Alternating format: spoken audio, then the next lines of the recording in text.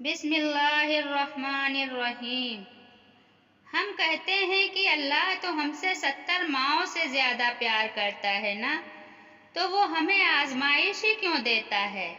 ہم کہتے ہیں کہ اللہ تو جانتا ہے کہ ہمیں کس چیز کی خواہش ہے، تو انتظار ہی کیوں کرواتا ہے؟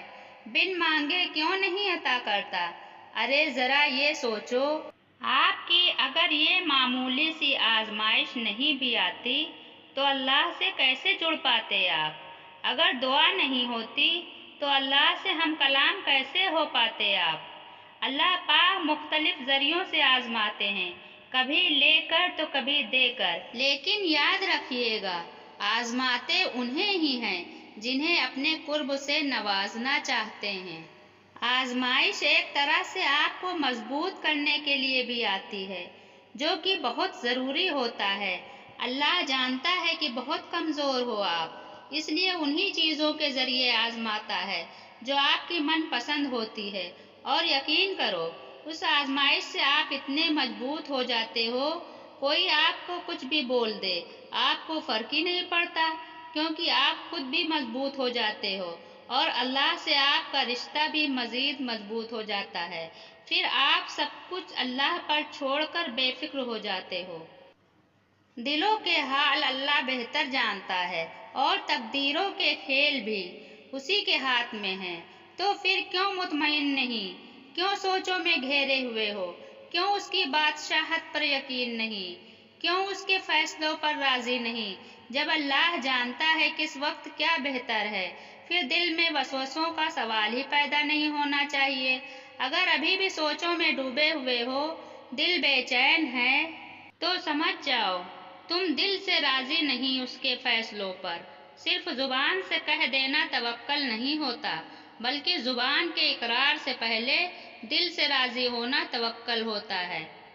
اگر اللہ نے آپ کو آزمائش دی ہے تو اس کا مطلب یہ نہیں کہ اللہ آپ سے ناراض ہے یا آپ کو سزا دے رہا ہے۔ ارے آزمائش کا مطلب تو یہ ہے کہ اللہ نے تمہیں اپنی محبت کے لیے چن لیا ہے۔ آپ یہ کیوں نہیں سوچتے کہ اگر اللہ کو سزا ہی دینی ہوتی تو وہ پھر آزمائش سے نکالتا بھی کیوں؟ ہاں یہ بات سچ ہے، آزمائش میں ڈالنے والا اللہ ہے تو آزمائش سے نکالنے والا بھی وہی رب ہے۔ آزمائش بظاہر تو ایک لفظ ہے، لیکن دراصل یہ رب سے جڑ جانے کا ایک ذریعہ ہے۔ بعض اوقات ہماری زندگی میں ہمیں صرف اندھیرا اور تکلیف ہی نظر آتی ہے، ایک بے نام سی بے سکونی گھیرے رہتی ہے، آنکھیں بس نم رہتی ہیں۔ یاد رکھیں آپ تھک چکے ہیں، پر آپ کا رب نہیں تھکتا۔ آپ کچھ نہیں کر سکتے ہیں، پر آپ کا رب سب کر سکتا ہے۔ یہ جو اندھیرا ہے نا، وہ رب اس کو روشنی بنانے پر قادر ہے۔ ہر تکلیف رحمت کا مرہم لے کر آتی ہے، ہر اندھیرا روشنی لے کر آتا ہے، ہر مشکل آسانی لاتی ہے۔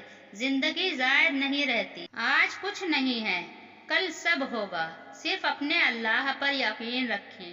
نماز، قرآن، سیرت وہ ہے جن کو تھام کر آپ اپنی گھٹن زدہ زندگی میں تازہ ہوا پیدا کر سکتے ہیں، اذیت کو راحت میں بدل سکتے ہیں، تکلیف کو آسانی میں بدل سکتے ہیں، اکتاہٹ کو سکون میں بدل سکتے ہیں، غم کو خوشی میں بدل سکتے ہیں۔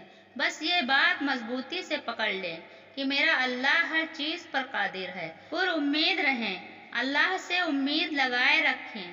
چینل پر آنے کے لیے بہت بہت شکریہ۔ سبسکرائب کرنا نہ بھولیں۔